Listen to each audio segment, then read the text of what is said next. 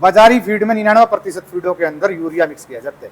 वो यूरिया आम जमींदार सोचता है खेत में डालने वाला यूरिया। 30 वाला 35 वाला 40 किलो दूध वाला सीमन मिल जाए कहीं से, तो क्या मैं कामयाब हो पाऊंगा? मेहनत करें तो काम में फायदा है, और लेबर के भरोसे छोड़ोगे तो इस काम में सिवाय नुकसान के कुछ हासिल नहीं करें। वैसे भी हमारे पास मुंबई फार्म कर दिया आपने? हाँ जी, यहाँ से अभी 3-4 दिन पहले भी मैंने 2 झोटियाँ वहाँ बेची अपने फार्म से। मेरे में जाते हैं तो आम किसान की सुनवाई नहीं है। वहाँ अपने चुने लोग हैं, सुन लेंगे गाड़ी में भैंस मेड़ा ग्राउंड में उतारने से पहले लगा करके तैयारी कर देंगे। 2 नंबर में पाकिस्तान से इंपोर्ट करके बाजार में धड़ल्ले से बेची जा रही है बोस्टिन इंजेक्शन जो है। ठीक है। और बोस्टिन के साथ आजकल एक ये NS वाला फंड है, एक नया आपने नोट किया होगा, 10-15 लोग उनके लिमिटेड लोग हैं, उनसे बाहर ये प्रोडक्शन भी नहीं है। यदि आपने सीमन का चुनाव करो ना, सीमन से पहले पूरी तरह से आप अपनी भैंस को डिटेक्ट करो। मतलब भैंस की कमी देखें, भैंस की कमी सबसे पहले देखो, जोटे के पीछे ना भागे। जोटे के पीछे ना भागो, नाम के पीछे तो दौड़ो ही मत। भैंस सूजी एनिमल है।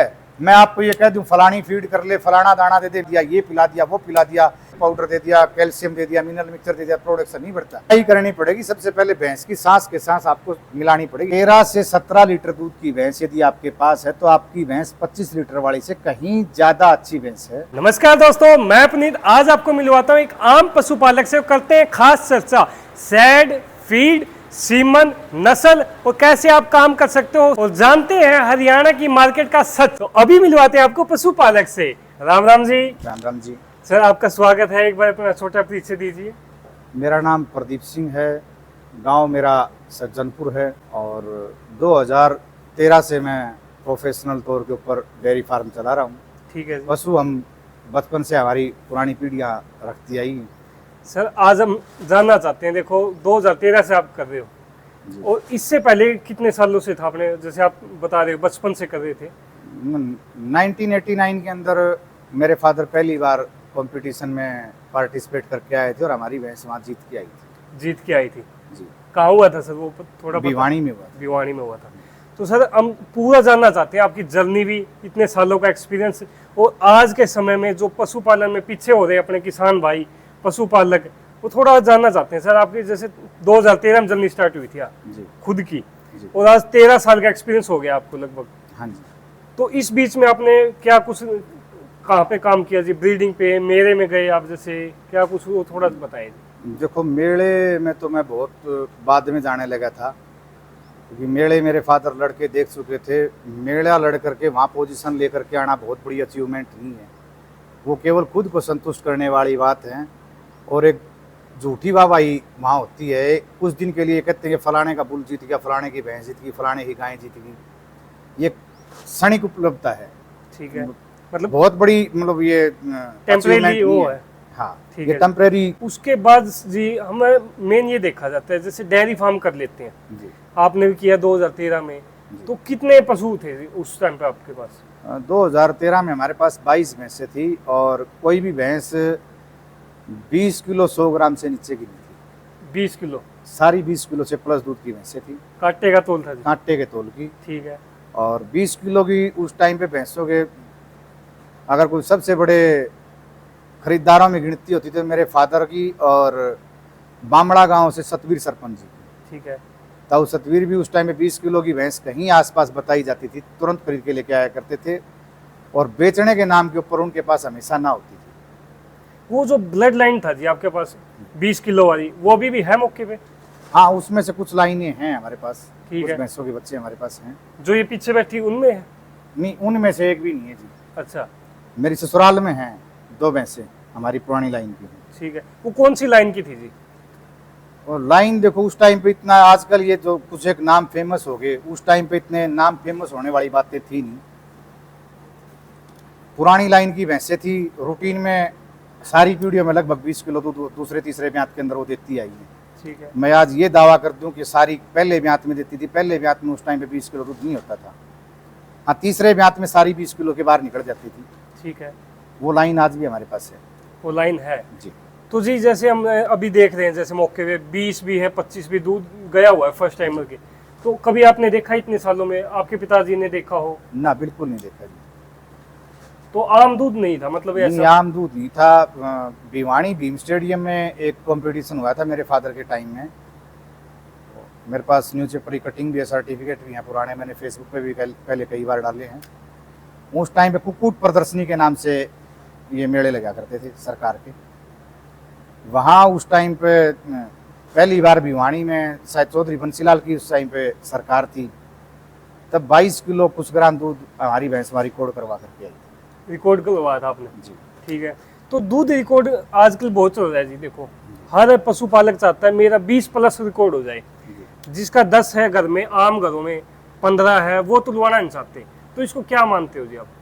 तुलवाना चाहिए? 15 किलो मैं स्पष्ट तौर पे नए फार्मर और जो रूटीन में डेयरी फार्म अब कर रहे हैं उन सभी भाइयों को कहना चाहता हूँ कि 13 से 17 लीटर दूध की भैंस यदि आपके पास है तो आपकी भैंस 25 लीटर वाली से कहीं ज़्यादा अच्छी भैंस है।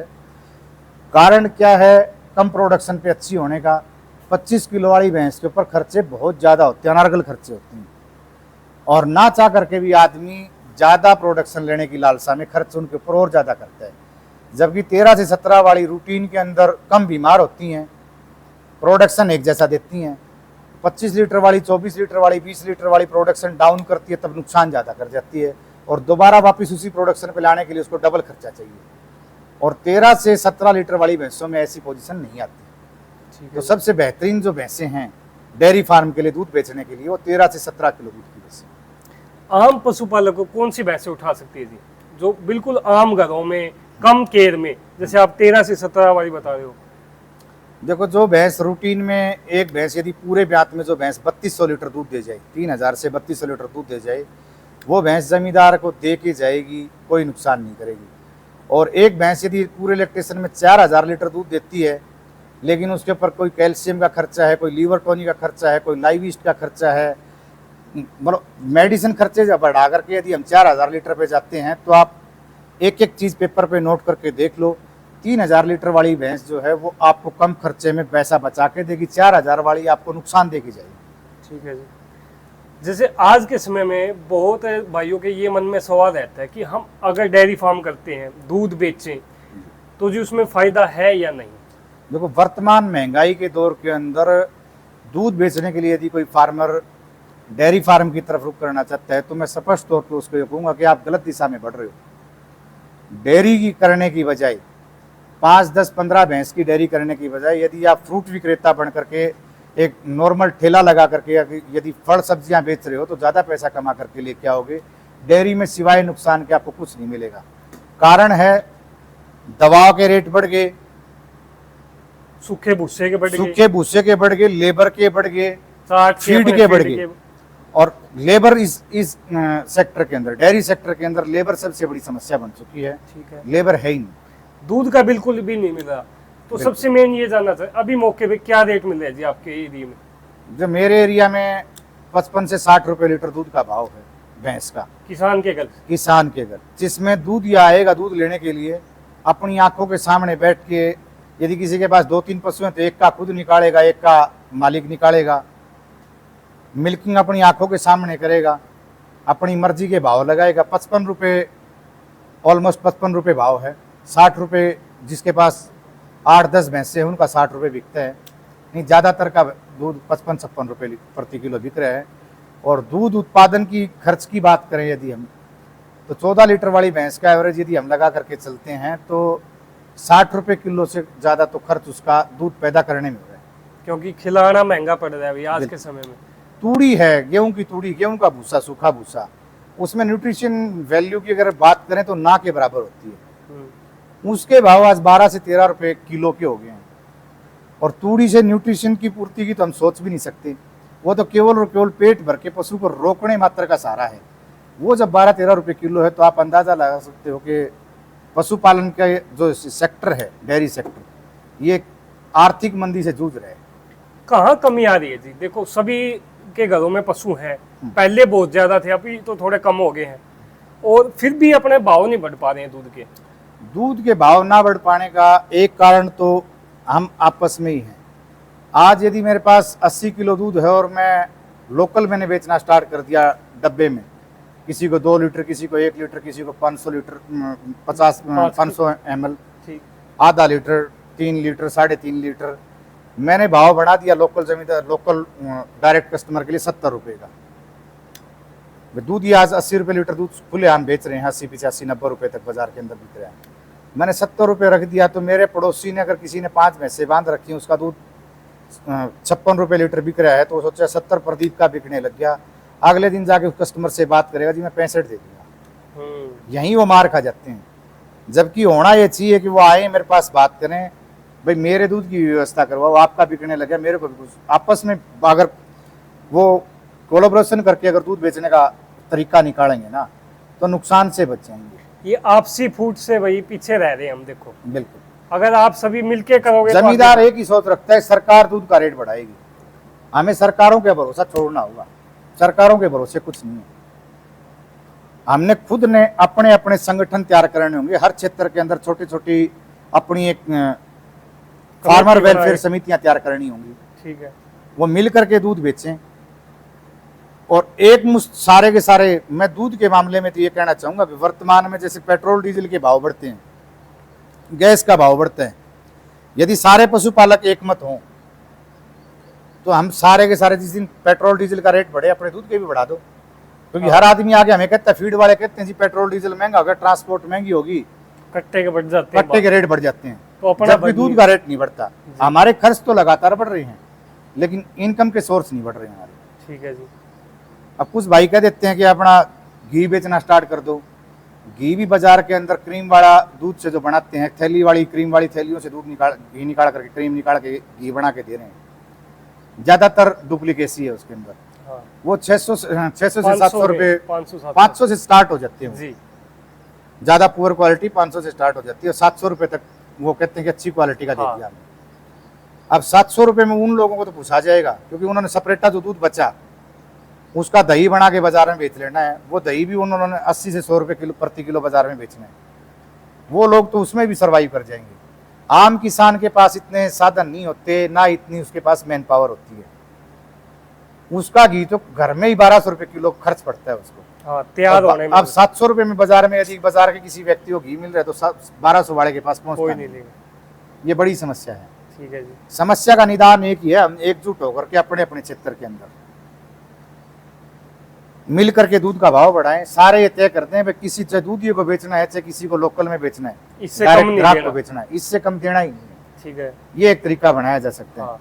सरकार के पास तो हमेशा एक बहाना होता है एसेशनल कमोडिटी का। भाई दूध है, ये एसेशनल कमोडिटी के अंदर आ जाता है। वे दूध का रेट बढ़ा देंगे तो महंगाई बढ़ जाएगी, जीडीपी ग्रोथ रेट के ऊपर असर आ जाएगा। 100 प्रकार के बहाने होते हैं सरकार के पास। ये नहीं है कि सरकार के लोगों को हमारी एक्चुअल समस्या का पता नहीं है, वो जानकर भी अनजान बनते हैं। और एक तरीका खास तौर पे हमारे मंत्रियों ने ढूंढ लिया है। एक किसी भाई ने 25 किलो, 27 किलो, 28 किलो, 30 किलो दूध का प्रोडक्शन दिखाया, तो उसको प्रमोट करेंगे। वो जाके कहेंगे, उसके पास फोटो उतरवाएंगे, स्पेशल विजिट करेंगे, उसके घर जाएंगे, थपकी मार के आएंगे। उस भाई को भी लगता है फलाना मंत्री आया था, फलाना विधायक आया था, वो तेरे को हौसला अफजाई के लिए 4 शब्द बोल के गया है। लेकिन इस चीज का नाजायज फायदा नेता लोग कहाँ उठाते हैं। वो कहते हैं भाई प्रदीप के फार्म पे गए थे, उसके वहां 20-20 लीटर की भैंसे पे सबके पास कहाँ है। हाँ। मेरे पास, मेरी आर्थिक स्थिति ठीक है, मैंने 20-20 किलो की बांध रखी है, मेरे पास प्रोडक्शन ज्यादा है, मैं सर्वाइव कर रहा हूँ। जो भाई आज भैंस का दूध 60-70 लीटर प्रतिदिन पैदा कर रहा है, 100 किलो तक पैदा कर रहा है, एक्चुअल ग्राउंड पे जाकर के पता करो, उसके बच्चों को फीस भरने उसको महाभारत रखी है जी।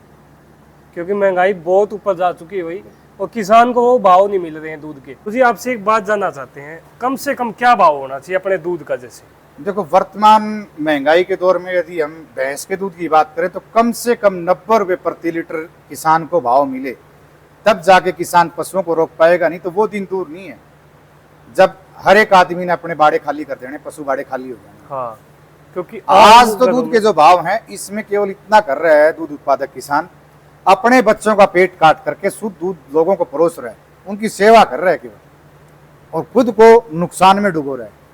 अपने आने वाली पीढ़ियों को कर्ज में डुबोने के अतिरिक्त कोई काम नहीं कर रहा दूध उत्पादक किसान। और आम घरों में भाई पशु निकलने लग गए हैं, क्योंकि वो कैलकुलेटर चलता है, तो सबको महंगी लगने लगी है जी। जो 10 रखता था वो 5 पे आ गया, 5 रखता था वो 2 पे आ गया, 2 रखता था उसने स्टील की भैंसे रख ली, स्टील के डब्बे उठाए। हाँ। बोला खर्च ज्यादा पड़ते हैं। और हरियाणा में पशुपालन टिका था नारी शक्ति के ऊपर। आज ग्रामीण परिवेश में भी मैं देखता हूँ, हमारे गाँव की पंचायत में मैं रोज कोई ना कोई छोटे मोटे झगड़े में कहीं ना कहीं कोई अड़ोसी पड़ोसी गांव में भी जाना पड़ जाता, देखते हैं खास तौर पे सास बहू के जो झगड़े चल रहे हैं आज वो भैंस के काम को लेकर चल रहे हैं। हमारी युवा पीढ़ी जो नई पीढ़ी आई है, नई बहुएं जो आई हैं, उनको गोबर में ज्यादा बदबू आने लगी है। वो कहते हैं कि यदि एक भाई नौकरी लग गया, वो बदबू को भी इग्नोर कर दे, एक भाई नौकरी लग गया दूसरा नौकरी नहीं है, तो बिना नौकरी वाला सोचेगा कि खेती के साथ पशुपालन करके अपने खर्च निकाल लें, बच्चों को पढ़ा लें। अब नौकरी वाले ही घरवाली ने यदि भैंसे बिकवा दी, नौकरी वाले ने सोचा भी मोल ले लूंगा भाई से दूध में, तो वो उसको रोज शाम को उन दोनों के बीच में एक कलह ने नया जन्म ले लिया है। भाई उसने बेच दी भैंस, वो गोबर नहीं उठाती, मैं क्यों उठाऊं। वो ये नहीं देखते भाई वो तो नौकरी लग गया, उसके पास इनकम का सोर्स है, बच्चे पालने का एक साधन मिल गया उसको। आपके घर नहीं, आपको मेहनत करनी पड़ेगी। तो कमाई का सोर्स तो है जी, लेकिन हम देख नहीं पा रहे कैसे हो रहा है। बिल्कुल। तो मैं ये जानना चाहता हूँ अभी मौके पे कितने पशु हैं आपके पास? मेरे पास अभी मौके पे 3 भैंसे हैं और 2 गाय हैं। 2 मेरे पास बछड़ियां तैयार होगी, एक प्रेग्नेंट है, ठीक है। एक मेरे पास शौकिया तौर पे मैंने घोड़ी रखी है, घोड़ी रखी, और 3-4 ये छोटे काफ हैं। ठीक है जी। काप पे भी काम कर रहे हो आप मतलब? हाँ, काफ पे काम करता हूँ। तो बहुत भाइयों के मन में ये रहता है अभी ब्रीडिंग का बहुत चल रहा है जी, ब्रीडिंग करनी है, कैसे करनी है, थोड़ा सा वो जानकारी लेना चाहते हैं। तो ब्रीडिंग के बारे में अपनी सरकार कहती तो है कि हम लोगों को अवेयर कर रहे हैं, हाँ, लेकिन एक्चुअल अवेयरनेस का जो प्रोग्राम है वो आम किसान तक नहीं पहुंच पाता। आज 95% किसानों को ये नहीं पता ब्रीडिंग के लिए हम सीमन का चुनाव कैसे करें। तो वो ज्यादातर लोग ये देखते हैं कि भाई ज्यादा दूध वाली भैंस का कटड़ा चूज कर लिया। ब्रीडिंग का तरीका ये नहीं है। यदि आपने सीमन का चुनाव करो ना, सीमन से पहले पूरी तरह से आप अपनी भैंस को डिटेक्ट करो, आप अपनी भैंस को जांचो परखो। आपको सींग में सुधार चाहिए है, थन का साइज छोटा चाहिए है, बड़ा चाहिए है, मोटा चाहिए है, आर्डर का साइज पीछे नहीं है आगे है, पीछे लेके आना है, पूंछ ज्यादा वाइट है उसको ब्लैक करना है, हाइट कम है उसको बढ़ाना है। नोट करो आपकी भैंस में क्या खामियां है जिसमें आप सुधार चाहते हो। मतलब भैंस की कमी देखें, भैंस की कमी सबसे पहले देखो, जोटे के पीछे ना भागे, जोटे के पीछे ना भागो, नाम के पीछे तो दौड़ो ही मत। फिर आप चूज करो, आपने कुछ बुलों के नाम सिलेक्ट करने हैं। इस बुल की माँ कैसी थी, बहन कैसी आई है इसकी, इसका पुट्ठा कैसा था, सींग कैसे थे, थन कैसे थे, प्रोडक्शन कितना था, पूंछ कैसा था, कितना लंबा समय दूध दिया। वो सारी चीजें अगर देख करके हम सीमन का चुनाव करेंगे ना, तो हम एचएफ की तरह अच्छे प्रोडक्शन के और अच्छी ब्रीड के पशु तैयार कर लेंगे जी। यदि हम सिर्फ प्रोडक्शन के पीछे दौड़े तो एक्चुअल ब्रीड की पहचान हम खो देंगे। एक जैसे अभी आप बता रहे हो 13 साल का आपको एक्सपीरियंस है, 20 किलो तक की आई आपके। अभी हाल फिलहाल में जैसे 2 दांत का रिकॉर्ड बने हैं, टूटे भी हैं जी, 4 दांत के भी, 6 दांत के। देखो वर्तमान समय में जो रिकॉर्ड बन रहे हैं, मैं स्पष्ट तौर पे कहता हूँ ये बीएसटी के साथ बनते हैं, और बीएसटी का मैं धुर विरोधी हूँ। ठीक है। ये रिकॉर्ड यदि बनाना चाहें तो आपके पीछे जो रोटी नजर आ रही है आपको, ठीक है, मैं इंजेक्ट करके कल बना दूं। लेकिन मैंने अपने जीवन में एक चीज ठान ली है, ना बीएसटी का इस्तेमाल किया और ना कभी ताउम्र करेंगे। ठीक है। बीएसटी मतलब आप ये जो बोस्टिन इंजेक्शन XYZ जो भी चल रहा है, बोस्टिन इंजेक्शन जो है, ठीक है। और बोस्टिन के साथ आजकल एक ये एनएस वाला फंड है, एक नया, मतलब आपने नोट किया होगा 10-15 लोग हैं उनके लिमिटेड लोग हैं, उनसे बाहर ये प्रोडक्शन भी नहीं है। हाँ। स्पष्ट नजर आता है उनकी पहुंच में बीएसटी, आम किसान की पहुंच में बीएसटी नहीं है। और बीएसटी आम किसान को भी मैं बताना चाहता हूं, ये बहुत हानिकारक दवा है, हानिकारक हार्मोन है। इससे ना केवल आपके पशुओं में खराबी आती है, आपके बच्चों में, आपके परिवार के अंदर भी इस हार्मोन की वजह से बड़े नुकसान देखने को मिलेंगे। बोस्टिन से जी, बोस्टिन से कम उम्र की लड़कियों में वक्स तल बढ़ जाना, माहवारी आ जाना, समय से पहले जवान हो जाना। यदि लड़कों में बात करते हैं हम, समय से पहले सेक्सुअल हार्मोन एक्टिव हो जाना, अनिद्रा का शिकार हो जाना, और जिस समय उनको जरूरत है शरीर के अंदर उस टाइम नपुंसकता के शिकार हो जाना। ठीक है। तो जी आम किसान जो ये भाग रहे हैं इसके पीछे, इस रेस में, मतलब 2 भैंस है मेरे पास, लेकिन मैं चाहता हूँ मेरे को 30 वाला, 35 वाला या 40 किलो दूध वाला सीमन मिल जाए कहीं से, तो क्या मैं कामयाब हो पाऊंगा? ना, बिल्कुल नहीं हो पाएंगे। आपको ब्रीडिंग का तरीका एक ही है कि मेरी भैंस, आपकी भैंस का दूध 15 किलो है तो आप 18 किलो भैंस वाले दूध, भैंस का यदि कटड़ा है, मदर फादर दोनों 18 प्लस के हैं, तो वो आपकी भैंस के लिए सफिशिएंट सीमन है। ठीक है। आप ये सोचते हैं कि मैं डायरेक्ट में 40 किलो वाली, 30 किलो वाली भैंस से कटड़े इससे प्रेग्नेंट करवाऊंगा और बहुत ज्यादा प्रोडक्शन बढ़ा दूंगा, तो बात उतनी नहीं बन पाएगी। दोनों तरफ काम करेंगे, मदर फादर दोनों लाइन काम करती हैं। ठीक है। एकदम से काम नहीं होता पूरा।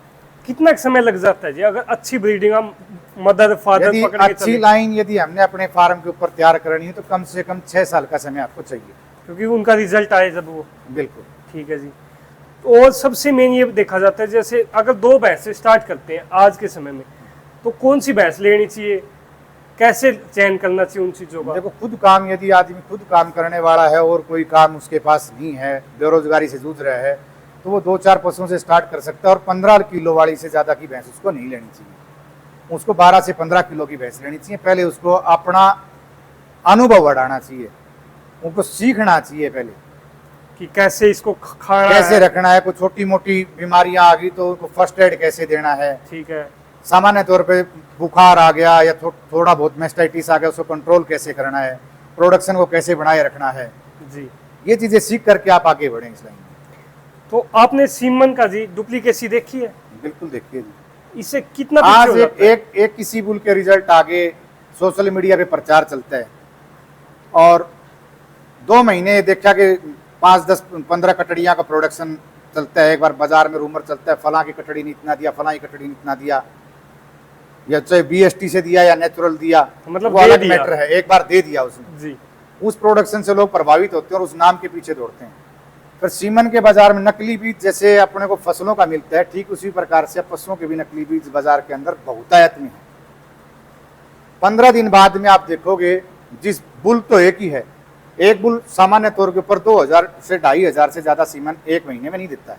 बस 2500 देता है? 2500 का एक स्वच्छ बुल देता है, ठीक है। अधिकतम है ये। उससे ज्यादा तो फिर लालच आते हैं।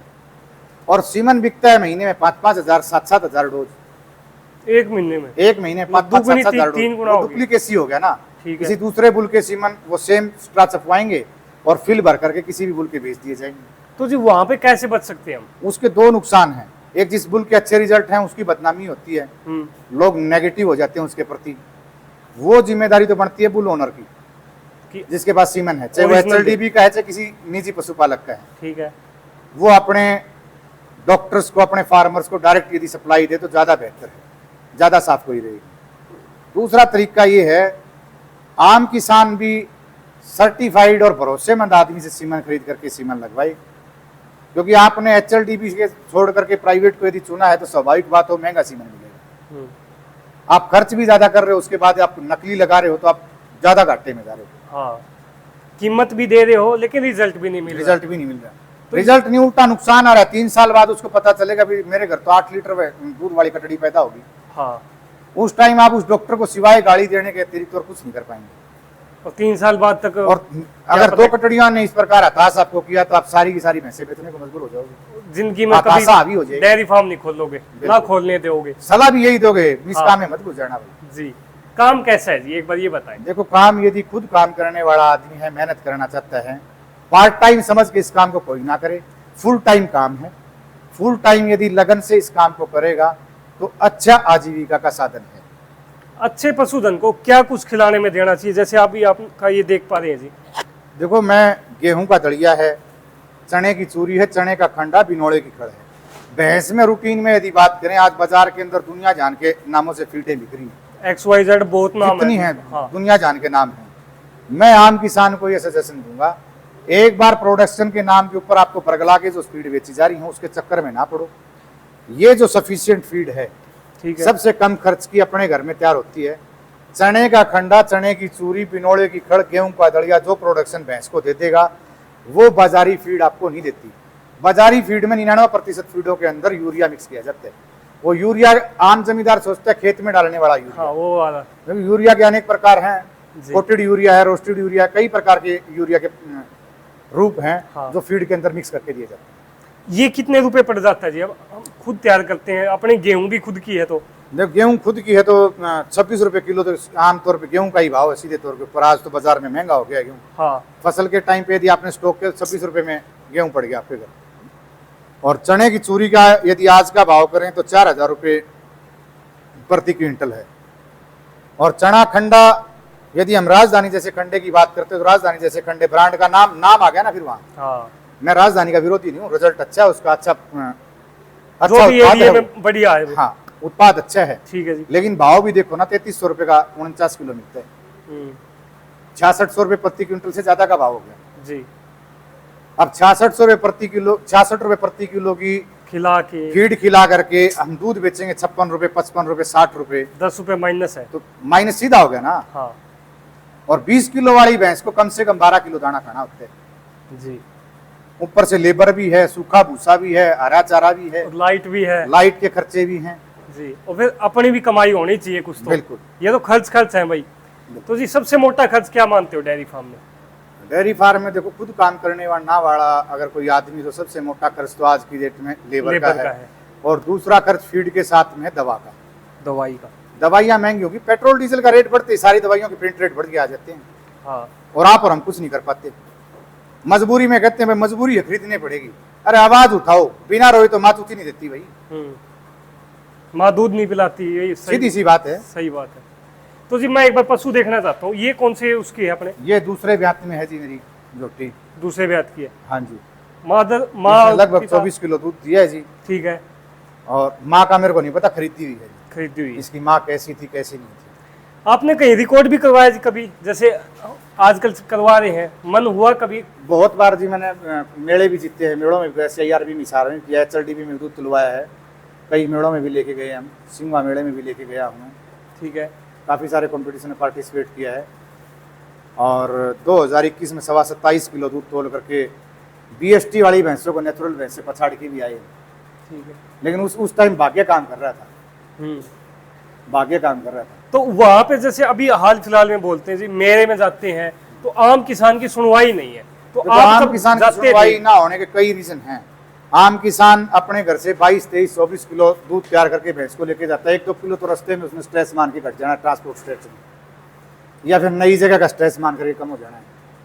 और वहाँ कुछ गिने चुने लोग हैं जिनको मैंने बलिंडर नाम दिया था, और तो काफ़ी समय से मैं फेसबुक से भी आउट सा रहता हूँ, छोड़ दिया मैंने इस सारा सिस्टम को।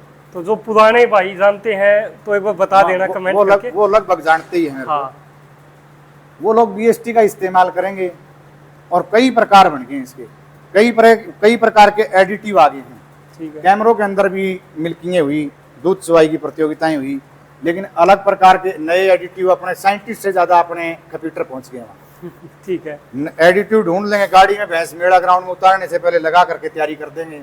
और ऐसे स्पोर्टिंग मेडिसिन आ गई हैं, ऐसी हानिकारक ड्रग्स बहुत सारी बाजार में आ गई हैं, जो 2 नंबर में पाकिस्तान से इंपोर्ट करके बाजार में धड़ल्ले से बेची जा रही हैं। पाकिस्तान से इंपोर्ट होता है मेरे के लिए स्पेशल। बिल्कुल। उसका जी और भाव भी 10-20 हज़ार, 50,000 रुपये तक का भाव होता है एक पशु का। हाँ जी, एक पशु के ट्रीटमेंट का 50-60 हज़ार रुपये खर्चा होता है।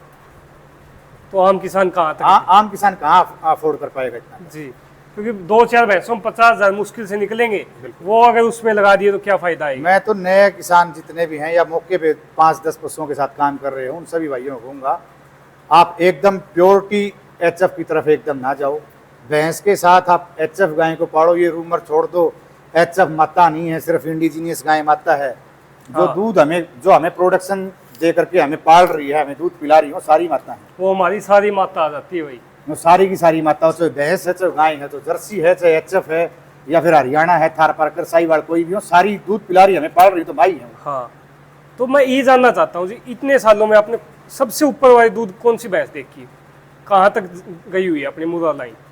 देखो जी, मैं नेचुरल की बात करूंगा, और नेचुरल में मैं हमेशा ये दावा करता रहा हूँ, नेचुरल का रिकॉर्ड आज नेचुरल कोई बनाएगा तो उसको भी नेचुरल नहीं माना जाता। इसलिए मैंने 24-25 किलो की जितनी भी भैंसें 25 किलो से बाहर की थी मेरे पास 3-4, सारी की सारी मैंने बेच के फारिग कर दी। क्योंकि कोई भी आदमी मुँह उठा के लिखे कहीं प्रदर्शन हम कर रहे हैं अपनी भैंस का कि BST इसने भी लगाया, तो हम क्यों सोने छोटी बात। सही बात। मैं तो संतुष्ट हूँ 20 किलो वाली भी। आज कोई नया पशु परचेज करने भी जाता हूँ तो मैं कहता हूँ कि 20 से ज़्यादा दूध है तो आप उससे ग्राहक नहीं है किसी कीमत पे। जोड़ लो, 20 से किसी की खरीदता ही नहीं, भाव नहीं पूछता मैं। ठीक है। 17 से 20 किलो की भैंस है, वो सफिशियंट भैंस है, वही मैं पसंद करता हूँ। और उसी में ईमानदारी की छाप बची है, खर्च भी कम उसी में है, इन्वेस्टमेंट भी कम उसी में है, और कमाई भी उसी में, कमाई भी उसी में है, क्योंकि कम ध्यान देना पड़ेगा उसको, दवाई पानी। नेचुरल में हमने 2021 में धनों का तोड़ा था, नेचुरल का रिकॉर्ड मैं कहता हूँ आज BST के इस दौर में हमारा रिकॉर्ड अमर हो चुके हैं। धनों का जी धन्नो भैंस है। 27 किलो 250 ग्राम। ठीक है। दूध हमने तो रिकॉर्ड जो भाई जानते हैं धन्नो भैंस को वो बता देना कमेंट करके, और जिन भाइयों के पशु कितने भी हैं आपके पास वो बताना एक बार कमेंट करके, और कहाँ से वीडियो देख रहे हो। तो जी एक बार दूसरी भैंस की और डिटेल दो थोड़ी। ये चार मुंह से 4 दांत है जी। ठीक है। 17 किलो दूध इसने मेरे पास दिया है। अभी 15 किलो दूध इसके अंदर मौके पर मौजूद है। और ये तीसरे ब्यात की है। इसमें 1.5 किलो की है। 1.5 किलो। हाँ, 22 किलो 600 ग्राम दूध तोल करके मैं लेके आया था। और बहुत बड़े रेट में मैंने नहीं खरीदी थी। जैसे आजकल 22-23 किलो का भाव सुनते हैं 2-3-4 लाख रुपए पहुंच जाते हैं लोग। मैं तो बहुत वाजिब कीमत में लेकर के आया था। ठीक है। मैं सिर्फ 1,80,000 रुपये की भैंस लेके आया था। 22 किलो की जी। 22 किलो 600 ग्राम दूध तोल करके लेके आया था और मेरे पड़ोस से लेके आया था। मतलब ये आम घरों में रेट इतना ही है अभी, हाँ, सामान्य किसान के पास तो इन रेटों को अगर ढूंढते हम तो मिल जाता है। सीधा किसान के खुट्टे पे यदि पहुंचते हैं तो मिल जाते हैं। ठीक है जी। व्यापारियों के खुट्टों के ऊपर आगे मैं यदि बेचता तो मैं 1,80 में नहीं बेचता। स्वाभाविक सी बात है, फिर मेरा लालच पड़ जाता वहाँ। हाँ, तो जी पशु की जैसे हमने कोई भाई बच्चा तैयार करता है जैसे अभी आपके हैं, अगर मैंने इस पे 1 लाख रुपए मैं खर्च किए- कटड़े तैयार करने में बिल्कुल विश्वास नहीं करता। मेरा कटड़ा यदि कोई भाई स्पेशल ये कहते मेरे को इस लाइन का कटड़ा चाहिए तो ही मैं कटड़े पे खर्च करता हूँ। ठीक है। नहीं तो मैं अमूमन कटड़ी के ऊपर और खरीद के लाई भैंस के पीछे क्या बच्चा रहा क्या नहीं है उसके ऊपर कोई अपनी एनर्जी वेस्ट नहीं करता। पता नहीं वो सही है नहीं है। मेरे बहुत निजी नॉन के पास से यदि आई है कन्फर्म है ये फला सीमन की है और मेरे को लगता है उस सीमन के बच्चे को तैयार करना चाहिए तो ही खर्च करता हूँ। नहीं तो मैं उसके ऊपर बहुत ज़्यादा विशेष ध्यान ना दे करके उसको निकालने का प्रयास करता हूँ। अभी जैसे जी इनको कंसीव करवाने के लिए सीमन कौन से लेते हो आप, HLDB में के या किसी और? HLDB का यदि प्रोजनी टेस्टेड बुल का सप्लाई में सीमन मेरे गांव में आया हुआ है तो मैं उसको प्रेफर करता हूं। और वर्तमान में निजी बुलों में यदि मैं नाम लूं तो मैंने इस भैंस को मैंने प्रेग्नेंट करवाया सूर्या तालू से, जिसके रिजल्ट बहुत अच्छे आए। सुल्तानपुर Direct लाइन क्रॉस का करवाया है सुमेश या- भाई ने खरीदा हुआ था डायरेक्ट है या ना। डायरेक्ट के लिए सुमेश भाई ने बोल दिया था, बोले प्रदीप भाई आपकी भैंस के लिए डायरेक्ट छोड़ दो, मना तो सीमन का काम करता है भाई। आज मेरी पे छोड़ दिया, कल 4 भाई कर पे और प्रेशर डालेंगे मेरे पे भी छोड़ मत। सीमन जब काम सीमन से चल रहा है तो क्यों करना है। सही बात है जी। सीमन से ही करवाया है मैंने। मैं लाराबुल का इस्तेमाल करता हूँ आजकल सीमन। मेरे परिवार में आसपास में मेरे गांव के अंदर भी मैं सीमन कोई मेरे से सलाह मांगता मंगवा के भी मैं देता हूँ। ठीक है। और मेरे गांव में मैं सीमन का पैसा नहीं लेता किसी से। जितने में आया हाँ, उतने में। जो एक रिगार्ड मेरा सीमन बेचने वाले भाई भी करते हैं। किसी भाई ने आज तक मेरे को ये नहीं कहा 100 रुपये तो सीमन के मेरे को दे। मैं देना चाहता हूँ तब भी वो नहीं लेते। मैं भी मेरे गाँव प्रयास ये रहता हूँ भाई जो मान सम्मान करते हैं उससे फ़ायदा मेरे गाँव को हो जाए। मैं अपने गाँव के सरकारी हॉस्पिटल डॉक्टर हैं उनको सीमन दे देता हूँ। वे 14-15 वाली जितनी भैंसे उनको सारियों को सिलेक्टेड सीमन के लगा दिया। लारा है, कोहिनूर है, सिकंदर है, सुमेश वाला है, एक करमवीर का जोटा था बिरला बता दे। बिरला, तो अच्छी लाइन के जोटे जिनकी कटड़ियों ने दूध दे दिया ग्राउंड पे साबित हो चुकी है। एक ठेम कोरिया का बता देते आप, सम्राट थे उनके। सम्राट ठेम कोरिया। तो ये अच्छे लाइन के हैं, ये अच्छी लाइन के हैं। प्राइवेट में। HLDB का 72 850 था, 144 था। काफी सारे सीमन हमने इस्तेमाल किए। ठीक है जी। एक डेयरी फार्म के साथ आपने देखो भैंसों के साथ गाय गौ माता बोल देते हैं, वही हाँ। पिछली बार बोल रहा था एक भाई ने। तो इसका क्या फायदा होता है? देखो गाय का खर्च भैंस के मुकाबले कम है ठीक है। सीधे तौर के ऊपर। और जहाँ दूध खाने की बात करें तो इंडिजीनियस गाय का जो दूध है A2 मिल्क, वैसे A1 A2 में बहुत बड़ा फर्क नहीं है। हाँ। ये सुपाच्य है, जल्दी पच जाते हैं। ठीक है। ये छोटे बच्चे को दे दो या बड़े बुजुर्ग को दे दो जल्दी पच जाते हैं, इसलिए गाय रखते हैं। गाय भैंस का खर्च कम करने का प्रयास करती है। भैंस का दूध बेच लेते हैं या घी बना लेते हैं, गाय का खा लेते हैं। ठीक है जी। एक अभी हाल फिलहाल में जो युवा भाई आ रहे हैं मेरे, तो उनको ये रहता है कि हम शेड बना लेते हैं, हाईटेक बना लेते हैं, पैसे लगा देते हैं 15 से 20 लाख रुपए। और हाल फिलहाल में एक भाई का राजस्थान से फ़ोन भी आया था, 35 लाख रुपए उसने शेड पे लगा दिए, लेकिन अब पशु के लिए पैसे नहीं बचे थे उसके बाद। तो क्या कहना ये बड़ी गलतियां काफ़ी सारे भाई करते हैं। एक बार में सारा जितना भी उनके पास सेविंग्स होती हैं सारी की सारी एक बार बिल्डिंग पे लगा देते हैं। बिल्डिंग पे लगाने की बजाय आप ऊंची हाइट के ऊपर छत डाल के शेड लगाओ कि बस छाया हो। हाँ, छाया हो जाए उनको। ठीक है। और नेट की व्यवस्था कर दो मत- ताकि मच्छर मक्खी परेशान ना करें। ठीक है जी। इतनी व्यवस्था करके आप पशु बढ़ाएं, प्रोडक्शन पे ध्यान ज़्यादा दें। हाँ। बिल्डिंग तो आप बाद में ही बढ़ा सकते हो, लेकिन पहले बिल्डिंग पे खर्च कर दिया और फिर बिल्डिंग में बांधने के लिए आपके पास पैसा पशु बांधने के पैसा नहीं है, तो उस टाइम आपकी मदद कराने कोई नहीं पहुंचेगा। जी, एक बार आपकी घोड़ी और देखना चाहते हैं जी। घोड़ी देख लो जिसे। तो इसका शौक कैसे है जी आपको, थोड़ा सा उसका? घोड़ी का ये पंजाब से मेरे भाई हैं करमवीर, उन्होंने मेरे को गिफ्ट दी थी जी। ये छोटी बच्ची आई थी तब तो ये ज़्यादा बेहतर पोजीशन में थी, कान कून बिल्कुल कुंडी के थे। वे कुत्ता पाल लिया था, अच्छा जी, बुल्ली का, तो उसने इसको उखाड़ दिया, खुली छोड़ रखी थी। और फिर ये जानकारी घोड़ी की थी नहीं, गाय भैंस की तो थी। एक फुर बनाने वाला भाई आ रखा था, वो बोला जी घोड़ी को काबू करने के लिए ना कान पकड़ लिया करो। अच्छा। और ये लातम लात रहती थी, पैर बांध के आगे पीछे दोनों शिकंजे में डाल के, उछल कूद फिर भी करती थी। घोड़ा है, उछल कूद तो करेगा ही करेगा ज्यादा, क्यों इनमें एनर्जी ज्यादा होती है। एक भाई उधर से कान पर लटक जाया करता है, एक इधर से लटक जाया करता है, और ऊपर से पीठ के ऊपर रस्से मार के तभी टाँके लगे। 6-7 बार ये टाँके लगे। ठीक है जी। उसमें थोड़ी स्ट्रेस में आई, लेकिन आज कुछ भाई आए हुए थे जो घोड़ी के जानकार हैं। लाइन अच्छी है जी इसकी। ठीक है जी। तो फादर लाइन तो इसकी देवराज है, और मदर ये फूलमाल लाइन से।